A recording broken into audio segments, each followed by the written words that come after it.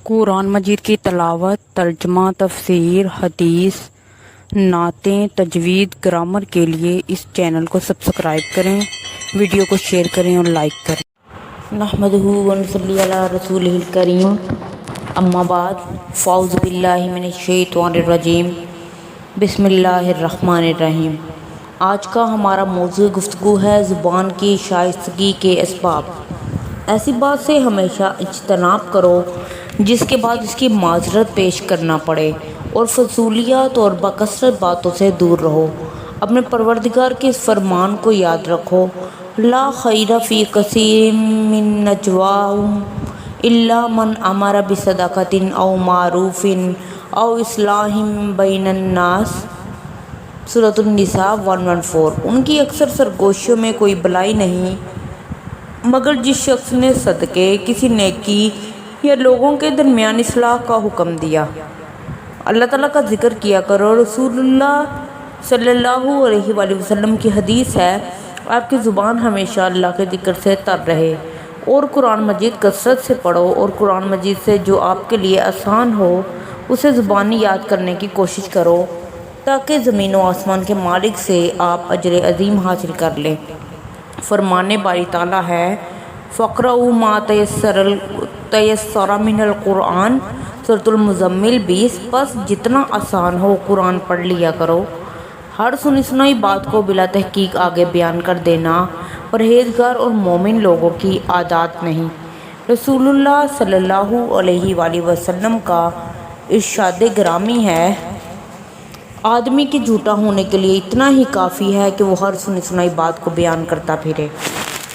فخر و تکبر سے بات نہ کرو۔ رسول اللہ صلی اللہ علیہ وآلہ وسلم کا فرمان ہے، یا ایھا الناس انا خلقناکم من ذکر و انثیٰ، اے لوگو، اللہ نے تم سے جہالت کا تکبر اور آباء و اجداد کی عظمت و بڑائی کو ختم کر دیا ہے۔ نیکوکار متقی اللہ کے ہاں معزز ہے، اور فاجر بدبخت اللہ کے ہاں نہایت حقیر ہے۔ تمام لوگ آدم علیہ السلام کی اولاد ہیں، اور اللہ تعالیٰ نے آدم علیہ السلام کو مٹی سے پیدا فرمایا۔ اللہ تعالیٰ کا فرمان ہے، اے لوگو، بے شک ہم نے تمہیں ایک مرد اور ایک عورت سے پیدا کیا۔ مہربانی کر کے اس چینل کو سبسکرائب کریں، صدقہ جاریہ سمجھ کے خود بھی سبسکرائب کریں، دوسروں سے کروائیں، اور سبسکرائب کرنا بالکل فری ہے۔ اور بادشاہ کھلا کر تکلف سے بھی بات نہیں کرنی چاہیے۔ رسول اللہ صلی اللہ علیہ وآلہ وسلم نے فرمایا، بادشاہ کھلا کر تکلف سے باتیں کرنے والے ہلاک ہو گئے۔ آپ صلی اللہ علیہ وآلہ وسلم نے 3 مرتبہ یہ بات کی۔ لمبی خاموشی اختیار کرو۔ رسول اللہ صلی اللہ علیہ وآلہ وسلم کا فرمان ہے، اللہ کی قسم، دنیا میں زبان کو زیادہ دیر روک کر رکھنے سے زیادہ اور کسی چیز کا حق نہیں۔ اور لمبی سوچ و بچار اختیار کرو، یہ ایمان کی علامت ہے۔ جا بجا قرآن مجید نے فکر کرنے والوں کا حکم دیا ہے، لعلکم تتفکرون، تاکہ تم غور و فکر کرو۔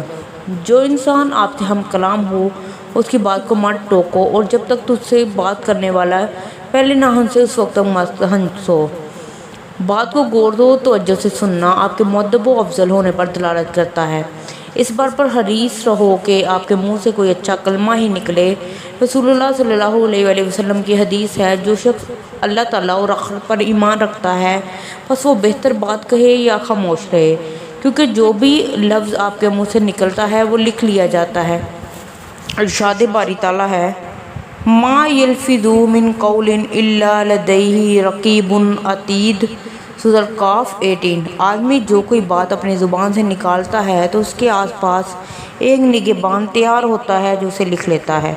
مہربانی کر کے اس چینل کو سبسکرائب کریں اور ساتھ لگے بیل آئیکن کو دبائیں تاکہ ہر نئی ویڈیو آپ کو سب سے پہلے دیکھنے کو ملے، اور سبسکرائب کرنا بالکل فری ہے۔